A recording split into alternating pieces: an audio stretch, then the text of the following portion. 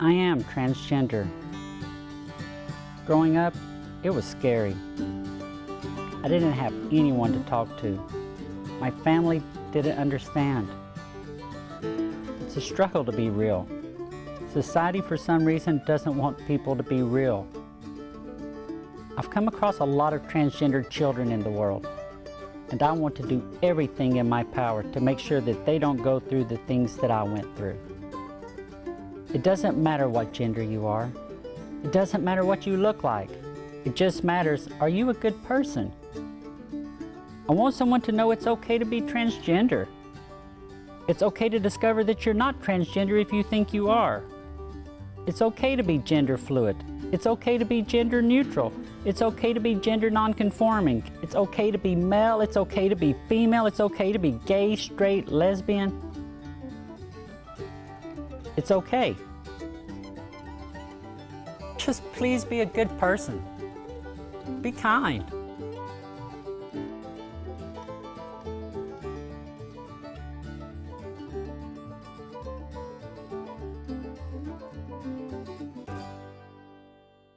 Hello everyone, and welcome to the next episode of Kelly's Quest. I'm here with State Senator Jamie Eldridge, who is my state senator here in Massachusetts. And I really appreciate you taking the time out of your busy day to come here, Jamie, because I know 3 years ago we were sitting in these same two chairs, and we had a feeling that you would be coming back on this show to talk about a law which went into effect in 2016, which is the anti-discrimination law for the state of Massachusetts, which I've been talking a lot about on my episodes lately. So hopefully most of my audience knows about it. But in case they don't, would you just kind of briefly describe what happened with the legislature in 2016 to put this anti-discrimination law onto the books, please? Absolutely, and Kelly, thank you so much for having me on your show. I remember being on the show a few years back. It seems like just last year, but it was 3 years ago, and it was around the time that the legislature, including myself, voted for the transgender anti-discrimination public accommodations bill. So very proud to support that. And it's been the law of the Commonwealth for 2 years.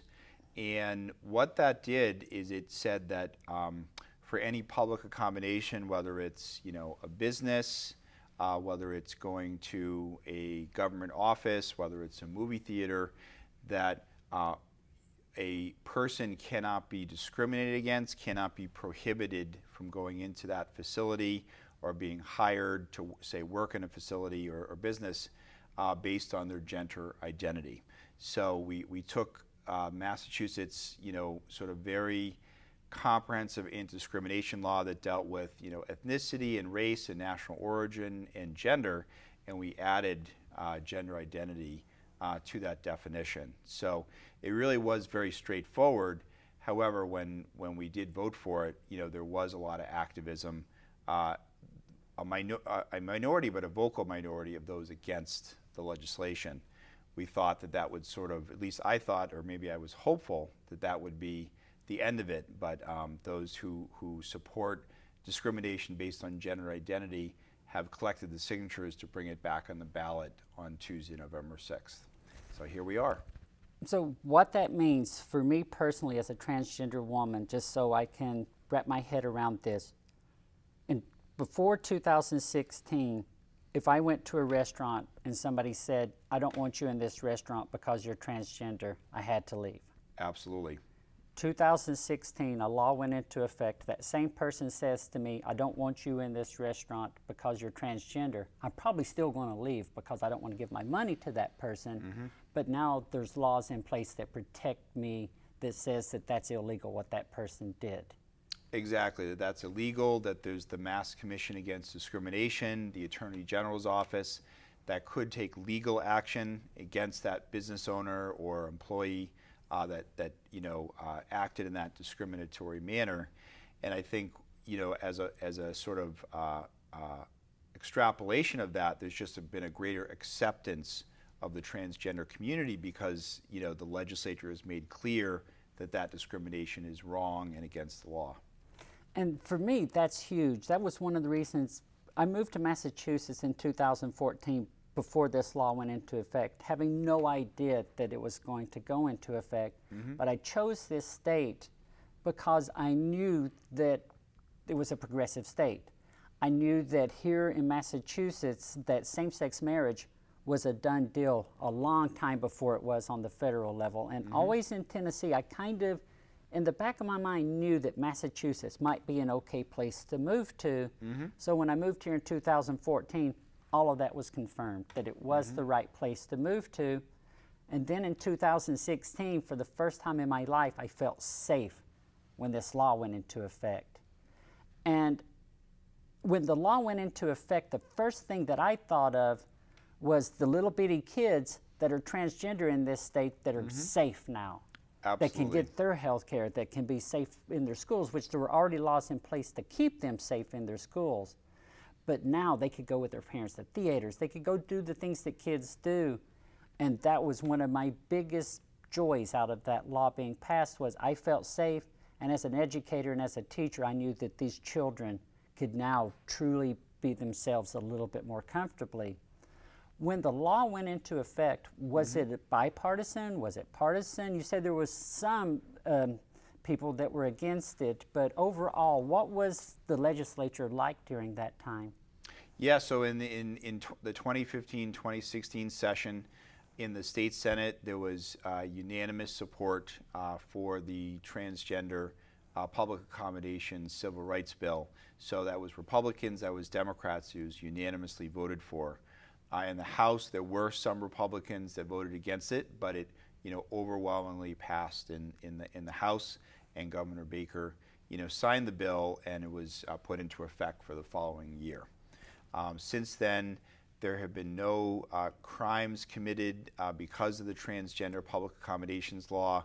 One of the scare tactics that the other side was using is they were calling it the bathroom bill. They were saying that those who were transgender were suddenly going to somehow use the bathroom to target other people, and there have been no incidents, there's been no crimes committed like that since the 2 years that the bill went into effect.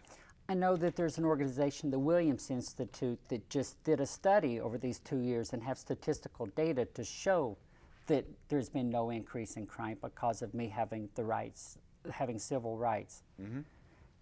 So the law gets passed, it's bipartisan, a Republican governor signs it. Everything's moving along, but in the back of our mind, we were talking then that there might be a chance that the opponents will get enough signatures for a petition to put this, for a petition to repeal this ballot question, or repeal this law. Sure. How, can you explain that petition process to me and the audience? This is where civics come into play. From what I understand, there were 2 levels of signatures that could have been reached. A signature to put it up for a repeal on the ballot on this upcoming election, and then there was another threshold of signatures that could have been reached to just repeal the law right off the bat. Is that correct, or have I misheard?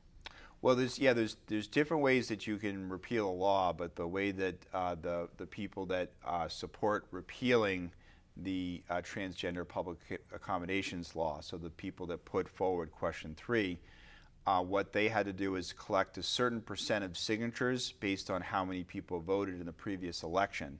So you needed to get hundreds of thousands of people to sign a ballot measure, a petition, and then the Attorney General reviewed that language just to see if it was constitutional. So not that Attorney General Healy agreed with the ballot language, but just that it was constitutional to repeal a law.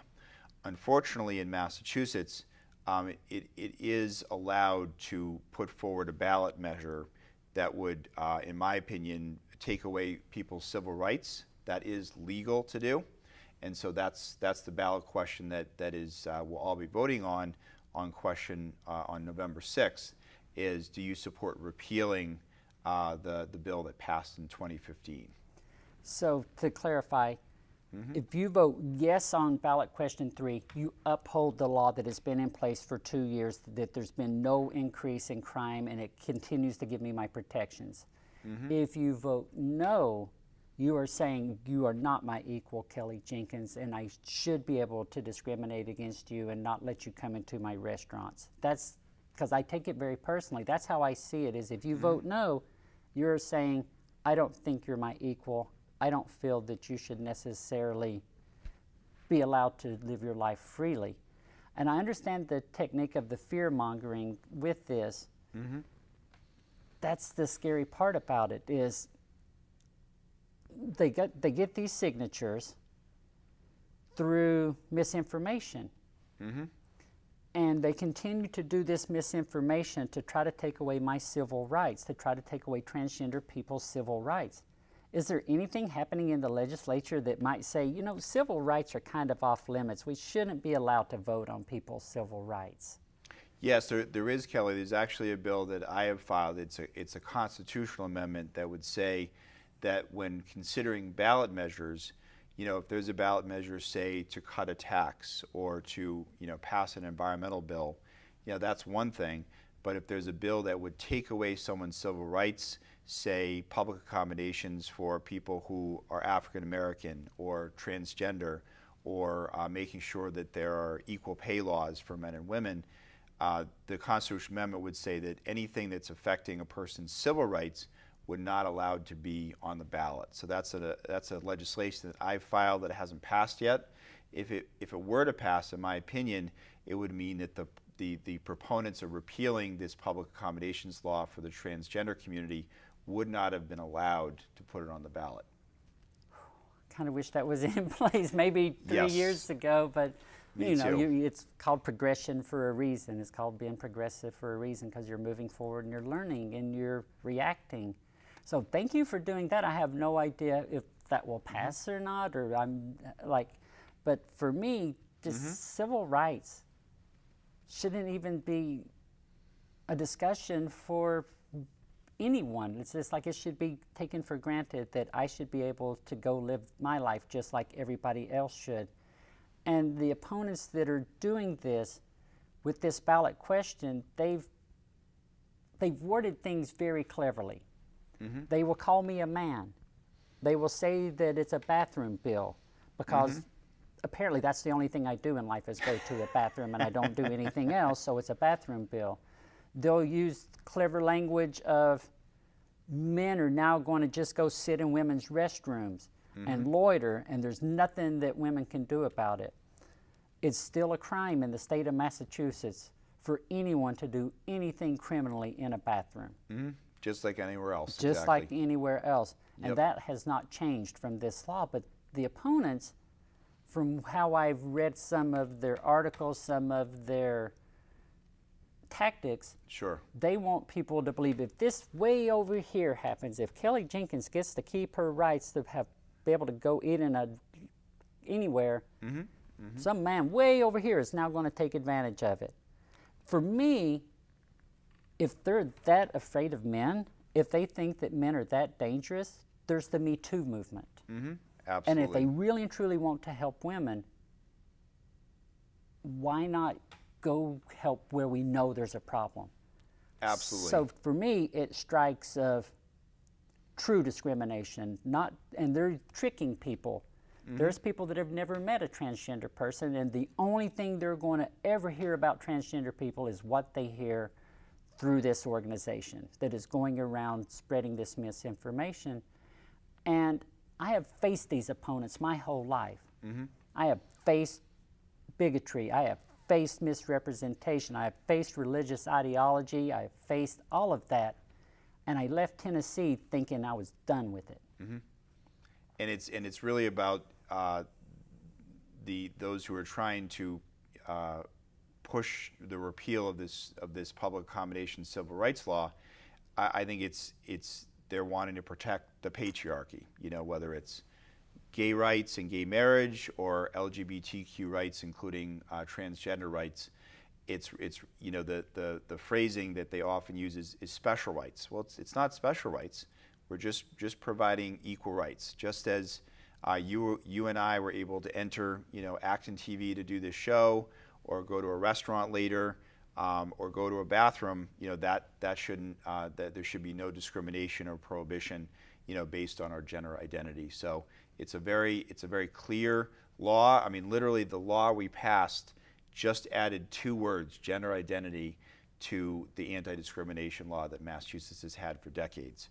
So it was a very straightforward bill, but the opponents are really trying to employ, as you said, scare tactics to think it's something else. So let's talk a little bit about the ballot question now and more civics lessons.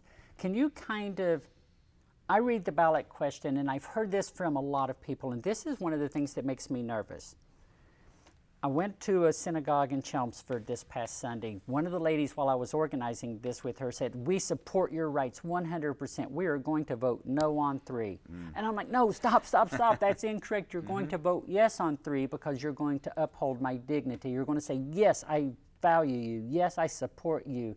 Yes, I want to keep this law in place. But people are being confused by this ballot question. Can you explain how a ballot question comes into being once the petition had the signatures? And Maura Healey said, okay, yes, darn it, it's constitutional. I don't like it, but yes, it is. Can you explain the next step for us? Yeah, absolutely. So once the Attorney General approves the language, there has to be a summary of what would be the effect of a yes and no vote. So I will just show this for a moment, but this was the summary, and so it just shows what your vote will do if it's a yes vote and what your vote will be if it's a no vote. So it explains very clearly that a yes vote would reaffirm the transgender rights, civil rights law of 2015. It would reaffirm that and would keep it, as a law, and voting no would repeal the law, and so then it would no longer be on the Mass General laws. So after that, the Secretary of State allows each side, and ultimately they should each be able to make their argument, as much as we might disagree with one side, although I don't think civil rights should be on the ballot, that the side that's saying yes, keep civil rights for transgender people, this is why, this is the argument why, and then those that were looking to repeal this provision get to explain why their argument for a no vote. So that'll be something in the voter's guide that all residents should have received in the mail from Secretary of State's Galvin's office. Okay, so you're going to get this in the mail, and it's going to say a yes vote does this, a no vote does this. The proponents, the people that are saying to uphold the law, get their little blurb, and the opponents who want to repeal the law get their little blurb. And those blurbs have to be looked at. So that someone has to, so Bill Galvin looked at them and said, check these, whether I agree with it or not, darn it, these are legal to put on the question. So when the people, so my friends that are confused, what are they reading that's confusing them? If they're not reading this little section here that explains it like that, what are they reading that makes them think that it is a no vote? Is there a longer ballot question that they will read when they're in the voting booth, and then the little blurb at the bottom will say, if you vote yes, this happens, and if you vote no, this happens? Or what does it look like in the voting booth, I guess, the question itself? Right, in the voting booth, this front page that I showed will be what voters see. The reality, Kelly, is that first of all, most voters will not read the voter's guide at all. So unfortunately, they won't read it at all. And they might, see a TV ad that's a scare tactic, and they're more likely to watch a TV ad than actually to read an article, summarizing, both arguments. And then the strategy, which I think is a pretty disgraceful one by the anti-equality side, is that voters tend to be more comfortable to vote no on something reflexively than to vote yes. And so that's why they, in my opinion, that's why they phrase this language as, voting no, because as you said, this woman that you met at the temple thought that voting no meant protecting rights, when actually it means taking away rights. And that's because many ballot measures, people instinctively just go in to vote no. And that's why this education campaign by Yes on 3, the rally in Boston, some of the talks that you've been giving, is trying to remind people that if you support equality, if you support the transgender community, that you need to vote yes on 3 on Tuesday, November 6th. Please vote yes on 3. I mean, Yes. I just don't even know how to explain. I go to my job. I have a job that I go to every day in a middle school, working with little bitty children, 6th graders, not little bitty, they're 6th graders. And that's a tough job, working in a middle school. And I love it. And I want to focus my energy on that. I want to focus my energy on teaching the children, going home, walking my 2 dogs, playing my favorite sport of disc golf, and living my life. Because of these people, I've had to put my life on hold. Yeah. I will never be given this time back that I've spent right now fighting to uphold my dignity and support and my rights. It's gone. Yep. The beautiful thing is, and it's only a very small beautiful thing in the scope of it, I've met some wonderful people fighting for my rights across this state. There's people everywhere doing exactly what we're doing right now in this state, saying, come on now, we're Massachusetts, we're not going to be tricked by this. Absolutely. And I think the other thing is, another beautiful thing has been, not only sort of having that public accommodations law in place, being expanded to gender identity, that you know that you can go into a restaurant, go into a movie theater and not be told that you won't be served or you can't work or shop in that place. But also it's just sent such a pro-equality welcoming message to the entire transgender community that this year there was a transgender woman, Alexandra Chandler, who ran for United States Congress in this 3rd congressional district in this area. I met a number of transgender high school students that were working on her campaign because they were inspired by her and they felt comfortable to be who they are. I've met a number of children now where their parents are now finally comfortable to say, yes, I have a 7 or 8 year old son or daughter that is transgender. That's a beautiful thing that I didn't see 5 or 6 years ago. Just the fact that you and I met just a few years ago and that you now have your own cable TV show is just a wonderful thing. The life that Massachusetts has given me is amazing. I've got my teaching license now. I've got all these incredible things, and you talk about these children. I was at a synagogue in Westwood 2 days ago, Wednesday night, and a 17-year-old was there who came and presented to you all in 2016. Brandon is his name. He's 17 now, so he was, what, 14 then, Yeah. 15? And he said the most powerful thing I've heard in a while. He was up there talking about what it's like to be his authentic self, what it's like to have this freedom, what it's like to be able to go advocate for his own rights. And he says, and I have to go advocate for my own rights because I'm 17 and I don't even get to vote on whether or not I get to keep my rights. To hear a 17-year-old say, I don't even get to determine if I get to have equal rights in this state, if I get to have civil rights. I can't vote for it, but I'm going to go around and go fight for my rights. That's kind of like those high school kids that you saw. Some of them they can't vote. They can't vote, exactly. But they understand that they have to work now because there is so much pushback. I knew we weren't going to go forward without there being pushback. It's never happened anywhere in any time in history, I don't imagine. Right. Always have to be vigilant, and seeing what's happening at the federal level and the level of hateful remarks and the efforts by Donald Trump's Education Secretary Betsy DeVos to repeal the guidelines protecting transgender students that done by President Obama.